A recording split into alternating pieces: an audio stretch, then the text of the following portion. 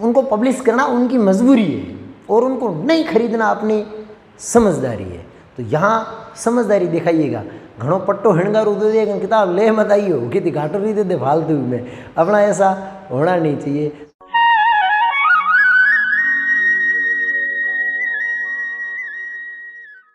Hello, welcome back guys, नमस्कार, क्या हाल चाल? मस्त। सबसे पहले तो उन तपस्वियों को, उन योद्धाओं को जो 2.5-3 साल से रीट एग्ज़ाम का इंतज़ार कर रहे थे, बहुत बहुत बहुत शुभकामनाएं, एडवांस में बहुत बहुत बधाइयाँ कि आपको जिस पल का इंतज़ार था, जिस घड़ी का आप इंतज़ार कई सालों से कर रहे थे, एक लंबे समय से कर रहे थे, वो इंतज़ार आपका समाप्त हुआ और वो परीक्षा आपके सामने खड़ी है। इसके लिए आपको बहुत बहुत बधाइयाँ एक बार फिर से। केवल 7 या 8 दिन का समय बच रहा है। इस दौरान आपको क्या सावधानियाँ रखनी है, एग्ज़ाम का पेपर किस तरीके से हैंडल करना है, इसके बारे में अपन एक हल्की फुल्की चर्चा हल्के फुल्के माहौल के साथ करने का प्रयास करते हैं। क्या पता उसमें से आपके लिए कुछ अच्छा निकल के आ जाए। ये 7 दिन का समय अपने लिए बहुत ज़्यादा इम्पोर्टेंट समय है, क्योंकि जितनी 2.5-3 साल में आप लोगों ने मेहनत की है, उस मेहनत को एक फिनिशिंग टच देने का, उसके ऊपर ना प्लास्टर करने का, उसके ऊपर प्रेस करने का समय है। और ये वो समय है, यदि आपने प्रेस को ढंग से किया, फिनिशिंग ढंग से दी, तो डेफिनेटली आपकी सफलता सुनिश्चित हो जाती है। आप सफलता की तरफ, आप अपनी मंजिल की तरफ मजबूती के साथ आगे बढ़ेंगे। उसमें आपके ये 7 दिन बहुत ही ज़्यादा महत्वपूर्ण भूमिका निभाते हैं। इन 7 दिनों के अंदर का जो माहौल होता है ना, उसके अंदर अमूमन विद्यार्थियों के साथ ये होता है, भले वो किसी भी प्रकार का एग्ज़ाम हो, एक डर का माहौल, एक तनाव का माहौल रहता है और एक ऐसा लगता है उनको भूलने की समस्या रहती है। तो इससे बिल्कुल भी नहीं डरें। ये एक मनुष्य के स्वभाव में होने वाली स्वभावगत क्रियाएँ हैं, इनको अपन रोक नहीं सकते। ये हर व्यक्ति के साथ हो रही है। आप ऐसा मत सोचिएगा कि केवल आपके साथ होती है, नहीं, हर वो व्यक्ति जो रीट की तैयारी कर रहा है, सबके साथ यही समस्या है और सब इसी स्थिति से गुजर के निकल रहे हैं। आप क्यों टेंशन ले रहे हैं यार? आप अपने मन को समझाइए। दिल तो बच्चा है जी, इसको आप जैसा समझाएंगे वैसा ये समझेगा। जब आप 2.5-3 साल से मेहनत कर रहे हो, तो फिर आपको टेंशन लेने की आवश्यकता 1% भी नहीं, क्योंकि मेहनत करने वाले कोई मंगल ग्रह से थोड़ी आए हैं, वो भी आपके साथ ही तो है। और ये टेंशन उनके लिए छोड़ दीजिए जो छुट्टियों में घूम घूम के मौके ठोक रहे थे, गूंद पात का पट काटिया, ये उनके लिए छोड़ दो। ये टेंशन आपके लिए लेने की नहीं है। जो लोग मेहनत कर रहे हैं, सीरियसली जिन्होंने मेहनत को किया है, अपने काम को अंजाम दिया है, वो तो हल्के रहिए, खुश रहिए और इसको समझाओ, all is well, all is well bro, all is well. इसमें बहुत ताकत होती है। ये फोड़ के रख देंगे, इस सोच के साथ 7 दिन निकालिएगा और एक पॉजिटिव लोगों के साथ रहिए, ऐसे लोगों के साथ, ऐसे माहौल के साथ जो आपको हल्का करे, आपके तनाव को कम करे, उस माहौल के साथ रहिएगा। डेफिनेटली आपको बहुत ज़्यादा फायदा होगा। और इन 7 दिनों के अंदर आप लोगों को करना क्या है? 7 दिनों के अंदर आपके सिलेबस के प्रत्येक टॉपिक को टच करना है, क्योंकि हो सकता है पहले आप जब पढ़े होंगे तो डेफिनेटली काफ़ी टाइम हो गया होगा उस चीज़ को, तो धुंधली धुंधली सी हो गई होगी, तो उसको थोड़ा ऐसे कचरा वचरा हटा के साफ कर दो ताकि तस्वीर क्लियर कट दिखे। और यदि कोई ऐसा टॉपिक है जो इतने दिनों में भी आपसे क्लियर नहीं हुआ है, तो उसकी तरफ समय मत गंवाइएगा, उसको छोड़ दो, क्योंकि 150 सवाल आएंगे। हो सकता है उस टॉपिक में से कोई सवाल ही ना बने आप लोगों के लिए, और फिर यदि बन भी जाता है तो सारे सवाल सही थोड़ी करने के होते हैं, कुछ तो छोड़ने के होते हैं ना। किसी के दिमाग में आ जाए वो उस टॉपिक में से आ गया तो क्या हो गया, तो उसको छोड़ भी तो सकते हैं ना। 150 के 150 थोड़ी करने हैं अपन को, है? नहीं करने हैं। सिलेबस को टच करना है, उसके लिए आपको अतिरिक्त प्रयास ये नहीं करना है कि 17-18 घंटे किताब को भी लेके बैठ गए, नहीं, 10 से 12 घंटे पढ़िएगा, क्योंकि इस समय दिमाग को भी रिलैक्स रखना जरूरी है। यदि गाड़ी के ऊपर ज़्यादा बोझ डाल के उसको लगातार भगाएंगे, रेटर में पानी चेंज नहीं करेंगे, तो गाड़ी गर्म हो जाती है। गर्म होने के बाद उसमें इंजन आने की संभावना रहती है, तो क्यों अपन इंजन आने की संभावना उत्पन्न करें? 17 से 18 घंटे की कोशिश नहीं करना, क्योंकि 17 से 18 घंटे तक पढ़ने की कोशिश करेंगे तो दिमाग के अंदर उबाल आएगा, उबाल फटने जैसा हो जाएगा, ये और ज़्यादा तनाव क्रिएट हो जाएगा। नहीं, 10 से 12 घंटे ईजिली पूरा रिलैक्स के साथ, और लास्ट वाले 2 दिन 6-7 घंटे पढ़ो, कोई दिक्कत ना है, पूरे रिलैक्स रहना, मस्त और मस्त माहौल के साथ जाना, तो आधी परेशानियां तो आपको पता है यार खुशी से ही खत्म हो जाती है। तो तो क्यों अपन उनको फालतू में सर पे भारा बांध के घूमें। टेंशन नहीं, दरवाजे बंद राख, उल्टी लारे ठोको लात, 3 किलोमीटर जा पड़नी चाहिए, बिंदास होके जाओगे ना, एग्ज़ाम देने का मज़ा ही कुछ और आएगा। साथ ही साथ एक मॉडल पेपर कम से कम रोज़ का क्लियर करिए, और उस मॉडल पेपर को इस हिसाब से क्लियर करिए कि समय की दृष्टि को ध्यान में रखते हुए। और क्लियर करते वक्त ऐसा नहीं करना है कि टिक टिक टिक टिक टिक टिक लगा दिए, 150 सवाल टिक लगा दिए, फिर उनको गिन लिया कितने हो रहे। नहीं, व्यवस्थित तरीके से सवाल किया, नंबर 1 उसका आंसर लिखा, नंबर 2 उसका आंसर लिखा, नंबर 3 150 के 150 नंबर और उनके उत्तर उनके सामने, फिर उनको देखना मिलाना उत्तर कितने सही हो रहे हैं कितने गलत। और यदि इसमें नंबर भी कम ज़्यादा ऊपर नीचे हो जाते हैं तो इसमें भी तनाव में आने की आवश्यकता नहीं है, केवल समय को ध्यान में रखते हुए 2 घंटे 5 मिनट या 2 घंटे 10 मिनट के अंदर ये क्लियर हो जाना चाहिए पूरा। और यदि आप टिक टिक टिक टिक लगा के भी 2 घंटे 15 मिनट में पेपर करके खुश हो रहे हैं कि वाह मैंने 15 मिनट पहले कर लिया, नहीं, एग्ज़ाम हॉल में जाएंगे तो घोड़े काले करने पड़ते हैं वहाँ पे। और यदि या ये करके बैठ गए, ये लिखने की प्रैक्टिस नहीं की तो वहाँ काली हो जाएगी, तो काली न हो, बच जाएं अपन। इससे सिंपल तरीका ये है कि अपन उनको व्यवस्थित तरीके से हल करें ताकि अपना समय मेंटेन हो सके और वहाँ अपन को अतिरिक्त तनाव लेने की कोई आवश्यकता नहीं पड़े। और एक बात ध्यान रखने वाली ये कि जब भी आप चीज़ें पढ़ते, बाजार के अंदर अभी क्या है, कुछ ऐसा धमाका निकल सकता है, 7 दिनों के लिए रीड कैप्सूल या रीड टैबलेट, कई तरीके की ऐसी चीज़ें निकल सकती है। इंपॉर्टेंट सवालों का खजाना, मस्त किताब साहब के ऊपर एकदम चमचमाता हुआ पट्टा लगा के आपके सामने रखेंगे और आप जाएंगे तो हो सकता है आपका मन डोल सकता है, तो कंट्रोल में रखिएगा। ऐसी किसी बुक्स वगैरह को आपको हाथ लगाना नहीं है। अब ये मत सोचना यार इंपॉर्टेंट सवाल किसी ने अपने लिए बनाए, अपने लिए कोई नहीं बनाता, पापी पेट के लिए बनाते हैं। जिसने बनाई हो उनका भी तो पेट फूला होता है ना, उनके पीछे तो चिंटू मिंटू पिंटू घूमते होंगे, उनके लिए उनको करना पड़ता है, उनको पब्लिश करना उनकी मजबूरी है और उनको नहीं खरीदना अपनी समझदारी है। तो यहाँ समझदारी दिखाइएगा। घणो पट्टो हिणगारू दे दे किताब ले मत आइयो कि घाटो नहीं दे फालतू में, अपना ऐसा होना नहीं चाहिए। थोड़ा समझदारी के साथ काम लेंगे। आपको क्या पढ़ना है, जो नोट्स आपने अपने हाथों से बनाई है, जिन चीज़ों को आपने अपने हाथों से अंडरलाइन किया है, जिन चीज़ों को अपने आपने हाथों से पिन आउट किया है कि हाँ ये चीज़ मुझे रिवाइज करने की आवश्यकता है, आप केवल उन्हीं चीज़ों को पढ़िए। आपके द्वारा तैयार किए गए हाथों से शॉर्ट नोट्स जो है आप उनको देखिए, लेकिन एक बार पूरी तस्वीर को क्लियर जरूर करना। डेफिनेटली आपको बहुत ज़्यादा फायदा होगा ही होगा।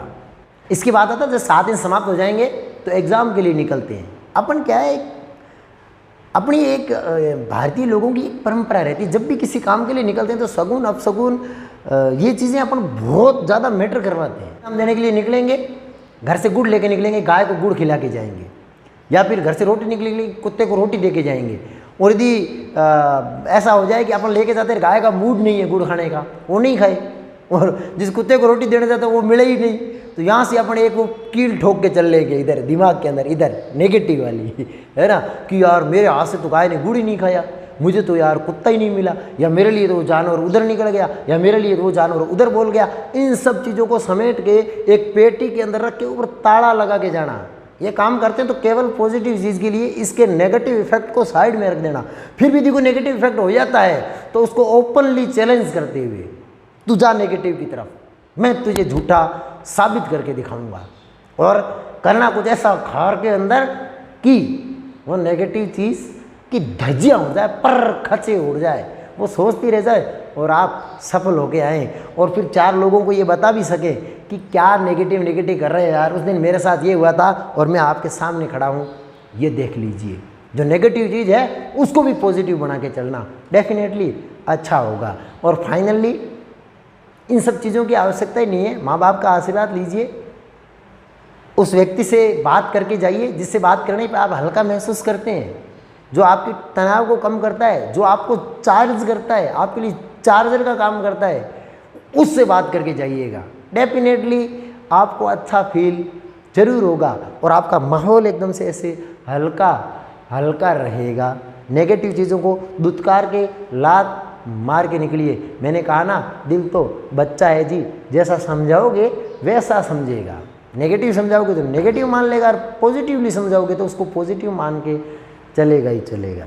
इसके बाद बात आती है परीक्षा हॉल के माहौल की। जब आप परीक्षा हॉल में प्रवेश करते हैं तो एकदम से आप हल्के हल्के से हवा में उड़ते उड़ते फील करते हुए जाना है। भारी माहौल नहीं रहना चाहिए, आपको वैसे उड़ना है जैसे आंकड़े में से निकल के अकड़ोडिया वाला वो भूत उड़ता हुआ जाता है ना, ऐसे हवा के अंदर बिल्कुल ऐसे तैरते हुए अपने सपने में गोते लगाते हुए बिल्कुल रिलैक्स मूड के साथ। इतना सा भी तनाव लेके एग्जाम में नहीं जाओगे, क्योंकि 2.5 से 3 साल जिस चीज़ की आपने प्रतीक्षा की है, फाइनली वो चीज़ आपके सामने है, फाइनली उस चीज़ का पेपर आपको मिलने वाला। सोचिए आपको कितनी खुशी रख के जाना, वहाँ पे चहकते हुए जाना है, खिलाते हुए जाना है, आपका मन मतलब एकदम से प्रफुल्लित रख के जाना है। ये सब चीज़ें एग्ज़ाम के समय बहुत ज़्यादा मायने रखती है। और 2-4 सवाल उल्टे सीधे भी होने वाले होते हैं ना, वो भी सीधे हो जाते हैं। कह नहीं उल्टी ना कुड़ी हुई पड़े, तो वो इन माहौल से पड़ती है। उल्टी पटकोगे ना फिर भी घूम के सीधी पड़ेगी यदि आप इस माहौल के साथ जाओगे। और जे टें टाँ करते गए और मन को दुखा के गए, यार ये ऐसे हो गया, यार वो ऐसे हो गया, तो सही आता सवाल भी गलत चला जाएगा। इसलिए इन चीज़ों को बहुत ज़्यादा ध्यान रखना। सबसे इम्पोर्टेंट चीज़ एग्ज़ाम हॉल के 2.5 घंटे होते हैं। 2 घंटे 30 मिनट का वो समय आपकी सफलता में ताबूत की अंतिम कील होती है। आपने कितनी मेहनत की है, यदि ये 2.5 घंटे ठीक ढंग से निकले तो आप मैदान मार जाओगे। और यदि यहाँ 2.5 घंटे में ऊंच नीच गड़बड़ गुड़बड़ हो गई ना, तो अपनी लंका लग जाएगी। और मैं तो फिर से कह रहा हूँ, लंका उनके लिए छोड़ दीजिएगा जो बूंद बात खा खा के मौज कर रहे थे। आप मेहनत करने वालों को लंका लगाने की आवश्यकता नहीं है। तो 2.5 घंटों को बड़ा व्यवस्थित तरीके से, सबसे पहला काम, पेपर आते ही पेपर के उस भाग को सरल करना शुरू करिए जो आपका सबसे फेवरेट है, जिसको पढ़ने में आपको बहुत ज़्यादा आनंद मिलता है, वहाँ से शुरुआत कीजिएगा। कभी भी पेपर के हार्ड भाग को पकड़ के मत बैठना, क्योंकि यदि 4-5 सवाल नहीं हुए या फिर उल्टे सीधे ऊपर नीचे हो गए तो वहाँ बहुत ज़्यादा तनाव आ जाता है और उसका प्रभाव फिर पूरे पेपर पे रहता है। तो सबसे इम्पोर्टेंट चीज़, अपने सबसे फेवरेट टॉपिक को पकड़िए, उसकी पूंछ को पकड़ के रखिएगा। और फिर जो शुरुआत होगी उसके अंदर आगे छोटी मोटी परेशानी आएगी भी ना, तो उस मोमेंटम के साथ वो परेशानी रगदोड़ी जाएगी, यूँ बोल दे तो आप सिंपल सी भाषा में। साइकोलॉजी, मेथड और मैथ्स यदि आपकी बनता है सब्जेक्ट, इनको सबसे लास्ट के लिए छोड़ दीजिएगा। हिंदी से शुरुआत कीजिए, जो फर्स्ट लैंग्वेज है वहाँ से, या इंग्लिश संस्कृत है वहाँ से शुरुआत कीजिए। फिर आपका SST है तो वो, और साइंस पढ़ रहा है तो साइंस को कीजिए। इन सब सवालों को करने के बाद आप साइकोलॉजी की तरफ जाइए, फिर आप मैथ को सरल करिए, बहुत ज़्यादा फायदा मिलेगा। और OMR सीट भरते वक्त पेपर के जिस पार्ट को आपने हल कर लिया, जैसे मान लो आपने हिंदी के 30 सवाल कर लिए, तो फिर आप उनको पहले OMR सीट में फिल कर दीजिए, एक एक सवाल को। 150 के 150 7 कभी भरने की गलती मत करना, क्योंकि कई बार क्या होता है बीच में अपन सवाल छोड़ देते हैं, अपन से होते नहीं है, वो छोड़ने पड़ते हैं, ठीक है। तो वहाँ पे 150 सवाल भरते समय क्रम ऊपर नीचे हो जाता है और बाई मिस्टेक 3 से 4 सवाल ऐसे चले जाते हैं जो सही होते हुए भी अपन गलत भर के आ जाते हैं, मात खा जाते हैं। यहाँ पर इस चीज़ का बहुत ज़्यादा इंपॉर्टेंट है, ध्यान रखना। और कभी कभी ये भी होता है कि आप पेपर करने बैठते हो और 4 से 5 सवाल लगातार ऐसे पड़ जाते हैं जिनके उत्तर आपको संतुष्टिजनक पता नहीं होते हैं, और लोग तनाव के अंदर जा जाते हैं, हाथ पांव फूल जाते हैं, चेहरा लाल पड़ जाता है, हाड़-फाड़ हो जाते हैं। मारवाड़ी में गए तो नहीं होना है। 145 सवाल पीछे पड़े हैं, 4 या 5 सवाल से क्या फ़र्क पड़ जाएगा। आपके सवाल तो 117, 18, 20 तक करने हैं ना, इससे ज़्यादा थोड़ी नहीं करने होते हैं। यहाँ तक तो आप ईजिली पहुँच जाओगे। तो 4 सवाल यदि ऊपर नीचे हो जाते हैं तो डोंट वरी, उसको इतना माइंड मत करिए, हो सकता है हो जाता है। और सवाल करते करते यदि बीच में कोई ऐसा सवाल पड़ जाता है जो आपसे नहीं हो पा रहा है या जिसका उत्तर आपको ठीक ठाक नहीं पता, तो उसमें ज़्यादा समय नहीं खराब करना चाहिए। कई बार ऐसा होता है कि अपन उसको लेके बैठ जाते हैं, 3-4 वही माला देखने लग जाते हैं, कौन सा होगा ये, वो ऐसे लाइन बना के उसके बीच में काटते हैं, 1 ही आवे 2 की आवे तो होवे, एक ही, ये नहीं करना है, उसको छोड़ दीजिएगा। और उसमें भी यदि आपको लगता है कि 4 में से ये ऑप्शन इसका बिल्कुल नहीं, उसके ऊपर क्रॉस लगा दीजिए। जिस सवाल को छोड़ते हो उसके ऊपर गोला करते हुए आगे बढ़ जाइए, ज़्यादा समय न दीजिए। पूरा पेपर खत्म होने के बाद इन गोले वाले सवालों को उठा के करिए। और फिर भी यदि 15-20 मिनट आपके पास बच जाते हैं, 3-4 सवाल बचते हैं, तो फिर आप उनको पूरा रगड़ के, पूरी ऊल उतार के उनके तुक्के लगा सकते हैं। और मैंने कहा ना, क्रॉस लगाने से क्या होता है कि तुक्के लगाने पे सक्सेस की संभावना बढ़ जाती है। 4 में तुक्का लगाते हो 25% सही की संभावना रहती है, 3 में लगाते हो सीधी 33% हो जाती है, तो वहाँ पे सही होने की संभावना थोड़ी बढ़ जाती है। और नेगेटिव मार्किंग है नहीं, तो फिर सवाल एक भी छूटना नहीं चाहिए। किसी भी सूरत में 150 के 150 सवाल होने चाहिए, क्योंकि माइनस मार्किंग तो है नहीं। और जब माइनस मार्किंग नहीं है तो सवाल अपन किसके लिए छोड़ने का कोई सवाल ही पैदा नहीं होना चाहिए। तो फाइनली लास्ट में एक बार फिर से आप सभी को बहुत बहुत शुभकामनाएं। आपका पेपर बहुत अच्छा हो, ऑल दी बेस्ट। मस्त करके आना, जबरदस्त करके आना, सफलताएं आपका इंतज़ार कर रही है। Thank you very much. और यदि आपको लगता है कि कुछ ढंग का है तो इस लिंक को इधर उधर थोड़ा फेंक दीजिएगा। मिलेंगे किसी नए वीडियो में। Thank you.